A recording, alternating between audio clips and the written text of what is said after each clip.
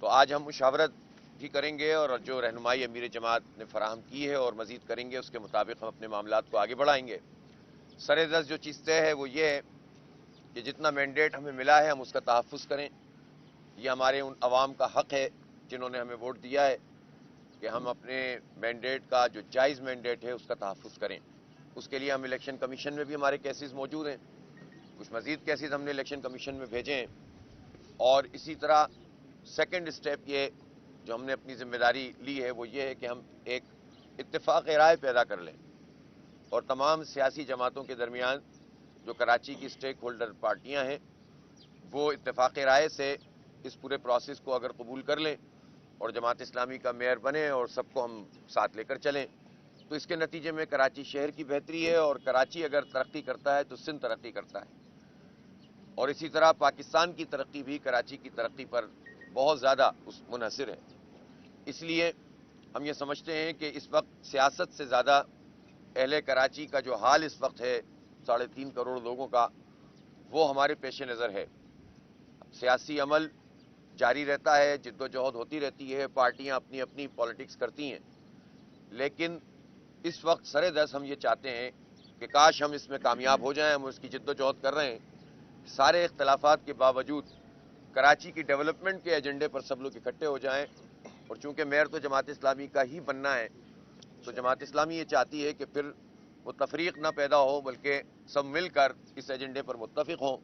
بعد میں حالات کے مطابق لوگ اپنی اپنی رائے بنائیں، اگر ان کو کام نظر نہیں آئے گا، ڈیولپمنٹ نظر نہیں آئے گی تو ظاہر ہے ہر ایک حق رکھتا ہے، لیکن سب لوگ یہ بات جانتے ہیں کہ جماعت اسلامی ہی اس شہر کی، کراچی شہر کی تعمیر و ترقی کی ضامن رہی ہے، اور پہلے بھی ہمارے ہی ادوار میں کام ہوا، اس وقت بھی ہم خدمت کر رہے ہیں بغیر کسی اختیار کے۔ تو اگر میئر جماعت اسلامی کا ہوگا اور اتنی بڑی تعداد میں جو ٹاؤن جماعت اسلامی نے جیتے ہیں وہ ہوں گے اور ساری پارٹیاں ان بورڈ ہوں گی، تو پھر سب کا بھلا ہوگا،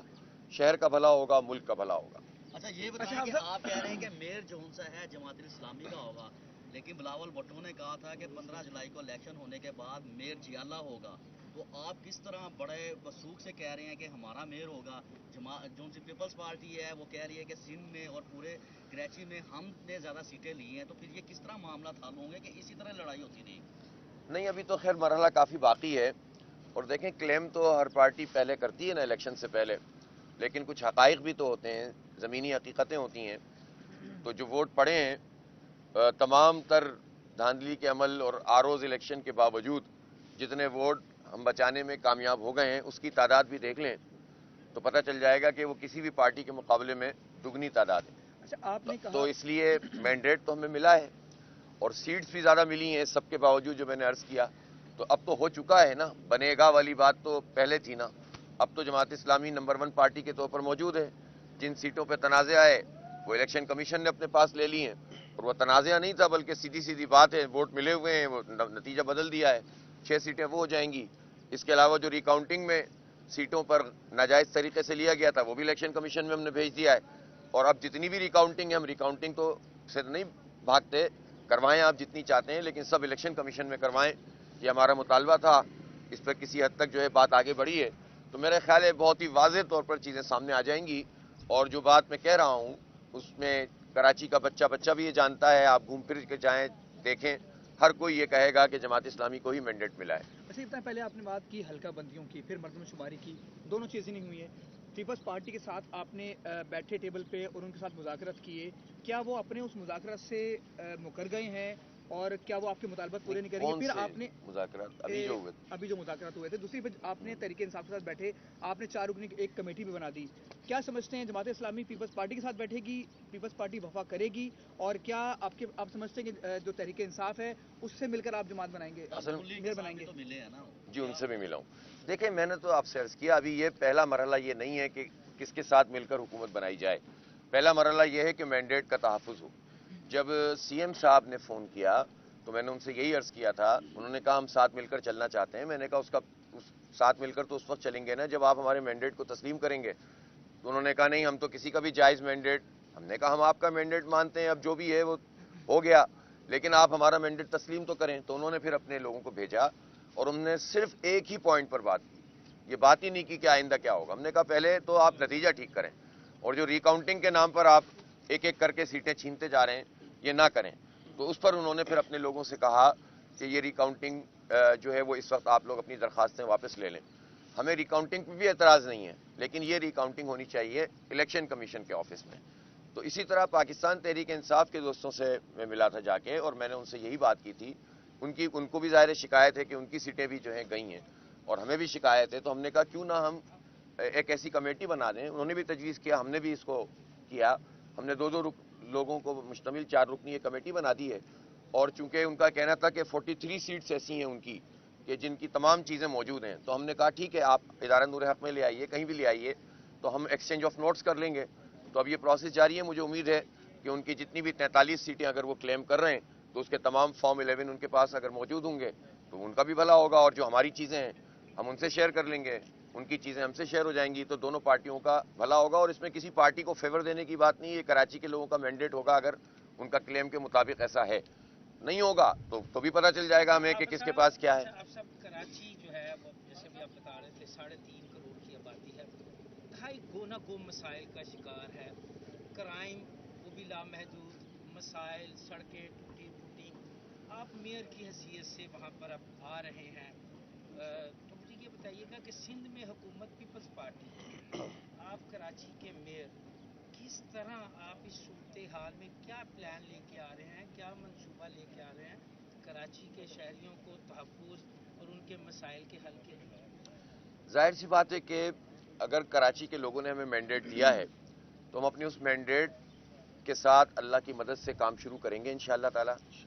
ہم اسی لیے چاہتے ہیں کہ اتفاق رائے پیدا ہو جائے، اس میں سندھ حکومت بھی آن بورڈ ہو اور باقی پارٹیاں بھی آن بورڈ ہوں، تو اس کا فائدہ سب کو ہوگا۔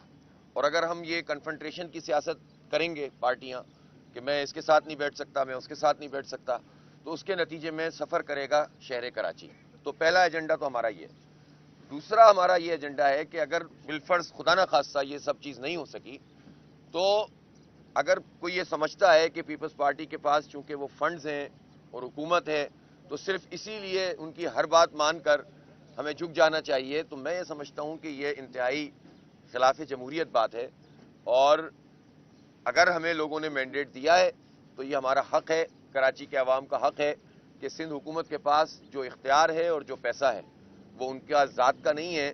وہ عوام کا پیسہ ہے۔ کراچی کے لوگ ٹیکس دیتے ہیں تو سندھ حکومت چلتی ہے، 98% ریونیو کراچی سے چلتا ہے۔ تو اگر کوئی ہمیں اس طرح سے کہے گا کہ جناب آپ ہمارے ساتھ نہیں آئیں گے تو یہ ہو جائے گا اور وہ ہو جائے گا، تو یہ بات تو ظاہر سی بات ہے قابل قبول نہیں ہے۔ پھر ہم ظاہر جد و جہد کریں گے، لڑیں گے، اور ہم وہ تو نہیں ہے جو روتے رہیں گے۔ ہماری اپنی تو فائل نہیں بنی ہوئی، ہمارا اپنا کرپشن کا دھندا تو نہیں ہے، ہمیں اپنے ذاتی مفادات تو نہیں چاہیے،